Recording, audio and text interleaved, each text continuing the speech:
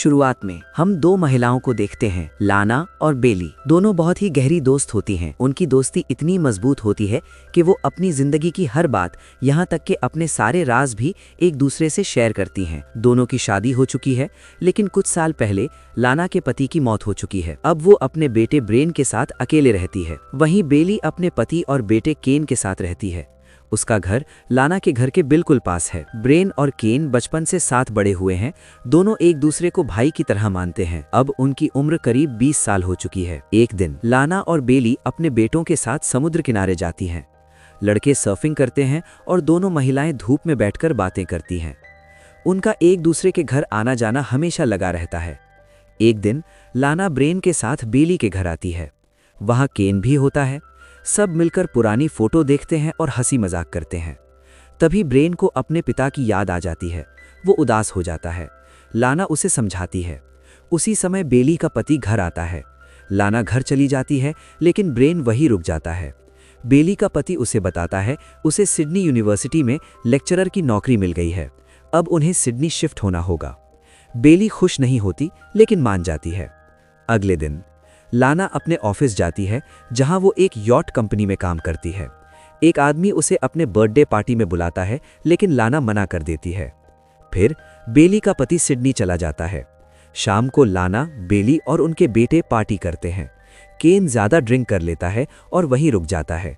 Brain भी उसे संभालने के लिए वहीं रुक जाता है। रात में बेली देखती है कि ब्रेन जाग रहा है। वो उससे पूछती है, लेकिन ब्रेन चुप रहता है। फिर अचानक वो बेली को किस कर देता है। बेली भी खुद को रोक नहीं पाती और दोनों एक दूसरे के करीब आ जाते हैं। उसी समय केन ये सब देख लेता है और अंदर से टूट जाता है। अगले दिन केन लाना के घर जाता है और गुस्से में लाना को किस कर देता है। लाना उसे रोकती है, तब केन सब सच बता देता है। लाना को यकीन नहीं होता, लेकिन वो अंदर से हिल जाती है। रात में केन फिर लाना के घर रुकता है।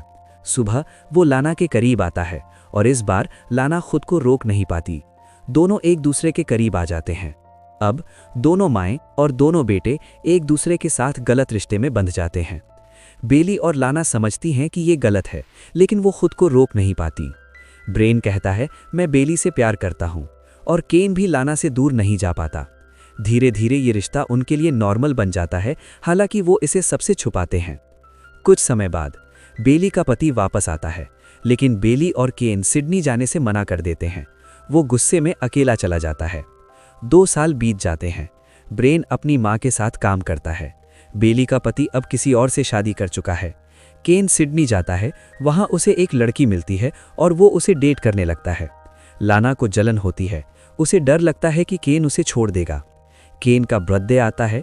वो अपनी गर्लफ्रेंड को लाता है। लाना उसे देखकर टूट जाती है। उस रात केन अपनी गर्लफ्रेंड के साथ होटल में शारीरिक संबंध बना लेता है। अगले दिन लाना बहुत रोती है। बेली कहती है हमें ये रिश्ता खत्म कर देना चाहिए। दोनों अपने अपने रिश्ते खत्म कर देती हैं। आगे केन अपनी गर्लफ्रेंड से शादी कर लेता है।